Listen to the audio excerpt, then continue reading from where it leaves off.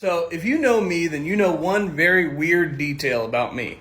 And that's that my hands are always stained from working on fucking cars. And no matter what I use or how hard I scrub, it just doesn't work correctly. And for those of you that don't know, I do own a car dealership. And because for the most part, I'm really a one-man show. I'm going to the auctions, I'm buying and selling the cars, and I'm working on the cars myself. And I'm not going to show the name of it, but if you're a mechanic, you know what this is. And you know that even though it cleans your hands, it doesn't exactly take everything off. So I went searching for a good product, and fucking hell did I find one. It's gripclean. And after using this stuff for about a week, I'm not bullshitting you and I'm not being paid to say this, but that stuff fucking works.